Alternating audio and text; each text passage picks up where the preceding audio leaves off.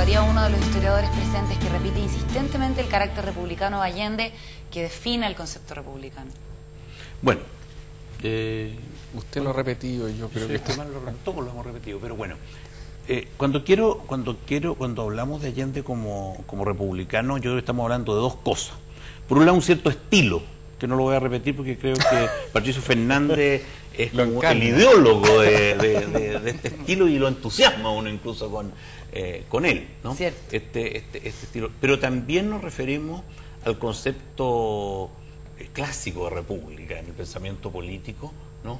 Como de un sistema político gobernado por leyes. En ese sentido, cuando yo digo que Allende es un político republicano, me refiero al hecho de que con todo lo radical, lo revolucionario que son las metas a las que convoca Chile, porque de eso hemos hablado poco, es decir, trastocar absolutamente lo que era el orden económico, ¿no?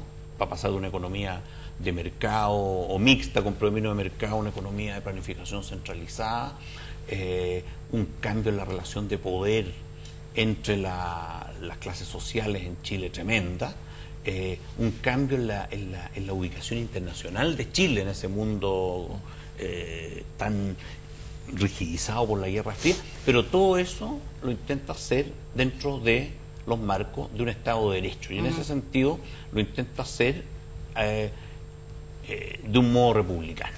Ahora, Lagos lo repite hasta el cansancio, el respeto por las instituciones. Claro. Pero eso lo tiene que hacer el primer presidente socialista después de Allende, tiene que hacerlo hasta el cansancio. Oye, sí, y además lo republicano tiene que ver como con la valoración de las virtudes cívicas, poner el interés público, supeditarlo el interés particular al interés público, el convencimiento que uno no es libre solo por tener un espacio de autonomía frente a las coerciones del Estado, sino que la libertad es un cuento colectivo de una comunidad de ciudadanos para autodeterminarse. Y en el fondo eso es muy potente en Allende, digamos. Cierto. Pato Fernández, este es para ti. Es curioso que un presidente como Allende, ícono del socialismo y de los productos nacionales, haya preferido el whisky Chivas Regal por sobre el tradicional pisco chileno. ¿Qué otras excentricidades marcaron la vida de Allende? Escribe Elisa Carmona. Yo creo que ese es un mito muy clásico, muy típico, ¿no? El pisco chileno, Probablemente. Si era bueno, sin lugar a dudas. Y si el whisky extranjero era mejor que el chileno, que no ha habido nunca. Ahora, el UP se traía... No, en los 80 se traía whisky argentino, era asqueroso. O sea, el presidente tenía un paladar medianamente preparado para saber cuál era el whisky bueno, no le veo el problema. Hay gente que considera que eso es uno de sus rasgos de mayor vanidad, frivolidad o desapego con el pueblo. ¿Y qué es lo que le piden a este pobre hombre? Que tome pajarete. ¿Qué es lo que tiene que tomar chicha de noche? Tome pajarete, sí. Ahora, claramente no es el único presidente de Chile que ha tomado whisky escocés. Pero además, ¿de dónde salió que era malo? Y garantiza un mejor gobierno. Porque está esta imagen de que si eres de izquierda tienes que llevar una vida sacerdotal, es decir, pero privaciones, o existía al menos. Es una mezcla de argumento puritano de izquierda y argumento resentido de derecha. O sea, consideran que para ser de izquierda hay que privarse de cualquier placer. Sí. Cuando finalmente la izquierda histórica del mundo contemporáneo se hizo para que todos tomáramos whisky Chivas.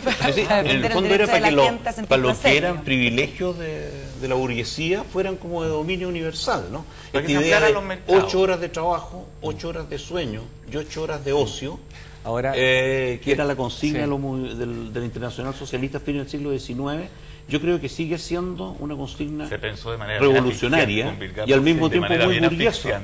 Pero se pensó de manera muy asfixiante. No, es que además si uno ve las formas como de politización de los partidos de izquierda en el 20, que quieren tener una fuerza obrera disciplinada, el tema de ser abstemio o de la lucha contra el alcoholismo es muy potente. Entonces hay un puritanismo con el alcohol muy fuerte, digamos. Sí, porque la izquierda obrera en Chile empezó en el salitre, donde en el fondo las horas de trabajo eran muchas, y lo que quedaba antes de dormir era o te iba a la taberna o te iba al partido. Hacías trabajo militante, claro. Y como además existe una lógica de iglesia, más de iglesia que de política en la cultura izquierdista mundial, yo diría, había que ser Clotario Blest. Sí, un santo laico. Claro, cuando uno a esta altura del partido... Como el otro polo, cuando uno a esta altura del partido podría decir, oye, existe la política y la santidad. Bienvenidos los santos, pero no es lo mismo que los gobernantes, además. A propósito del respeto a las instituciones y a la ley, pregunta Pablo Albornoz, ¿qué estiman los panelistas respecto de si Allende pretendía continuar con la democracia o bien su revolución estaba orientada a instaurar un régimen marxista tipo Fidel Castro en Cuba o el régimen de partido que la Unión Soviética tuvo durante mucho tiempo? Yo creo que esa es una afirmación bien aberrante, porque si uno ve el gobierno de él, el tipo está funcionando con una institucionalidad liberal, donde hay libertad de asociación, libertad de prensa, donde la prensa es mayoritariamente de oposición, donde el Parlamento, la mayoría es de oposición, o sea, todas las instituciones que resguardan las libertades públicas están funcionando y en general en su contra. Entonces esa acusación que en realidad lo acompañó durante todo el gobierno, yo tiendo a creer de que es más bien un instrumento político de la oposición a Allende, pero no tiene mucho sustento empírico. Ahora se basa... Habían presiones, eso sí, ¿no? ¿Ah? Habían presiones... Sí, esta idea se basa en que muchos de sus partidarios, y no estamos hablando solamente de la base, sino que incluso dirigentes de la izquierda, de su propio partido, en más de una ocasión, o a veces insistentemente, planteaban la necesidad de seguir la vía que se había seguido, la vía en el fondo de la violencia y la dictadura. Ahora, lo que pasa es que yo creo que Allende siempre tuvo la convicción de que esa no era el camino para el socialismo chileno. Y por otro lado, yo creo que como era un político profundamente realista, como ha señalado Pato acá, también era absolutamente inviable. Es decir, yo diría que lo que protegía al gobierno era mantenerse dentro de la legalidad, porque en el momento en que se saliera de la legalidad, el tema se iba a resolver como se resolvió, por la fuerza. Y en esa circunstancia... no había ninguna viabilidad para que la dictadura fuera de los partidarios de la Unidad Popular. ¿A ustedes les parece que...? Sí. Para terminar esto, Dale. ¿sabe por qué? Porque además se han desclasificado documentos de prácticamente todas las agencias de inteligencia del mundo en estos años y nunca se ha encontrado ninguna conspiración que apuntara en ese sentido, como sí hubo en el otro. Y no se ha encontrado, entre otras cosas, porque era absolutamente imposible hacerla dentro de lo que era el Chile de la época, donde la institucionalidad era muy fuerte. A Carlos Altamirano se le ha atribuido haber sido el principal responsable de la radicalización y del tensionamiento extremo de la Unidad Popular. ¿Ustedes consideran que eso es justo, injusto? Yo no sé si el principal responsable. El responsable es, digamos, en la medida que el Partido Socialista, que es el partido de Allende, no fue el que le dio el apoyo más fuerte para darle gobernabilidad a la Unidad Popular, fue más bien el Partido Comunista. Ahora, convertirlo en la bestia negra y pensar de que todo depende de él, yo creo que es un exceso. Pero eso ha ocurrido, ¿están de acuerdo? Sí, totalmente, ha ocurrido. Yo creo que es más fácil, y sigue ocurriendo. Es más fácil concentrar los pecados colectivos en una persona y odiarla. Sucedió con Pinochet también. Sí. Yo creo que sucedió también con Pinochet. Yo creo que se le atribuye. O sea, yo me pregunté cuando murió Pinochet qué íbamos a hacer ahora con todo lo que habíamos puesto ahí durante tantos años.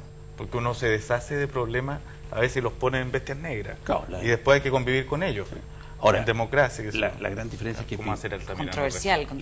La gran diferencia es que Pinochet efectivamente tuvo el poder absoluto durante 17 años y Altamirano era el secretario general de un partido que bordeó en su mejor momento algo más del 20% de los votos. La comparación abismal, digamos. Aunque era el principal partido de la Unidad Popular. Ahora, yo creo que lo que es injusto es culpar a un dirigente político de una responsabilidad compartida por todos los actores políticos chilenos de la época. Por la propia izquierda, ¿no? Por la derecha, evidentemente, y también por la democracia cristiana, que finalmente se suma a un estilo de oposición que es tan disruptivo respecto a la institucionalidad política como lo eran las formas de movilización de la extrema izquierda, ¿no?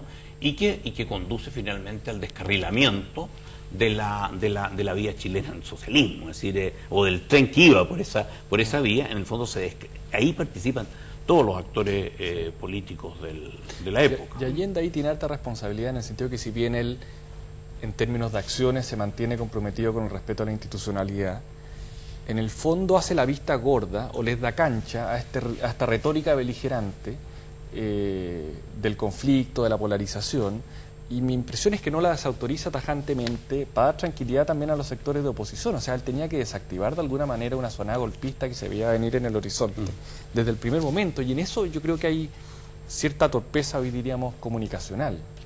O tal vez o tal vez algo más de fondo, porque era muy difícil ser un socialista revolucionario y un republicano al mismo tiempo. Una estupenda frase para terminar. Desgraciadamente se nos acaba el tiempo. Espero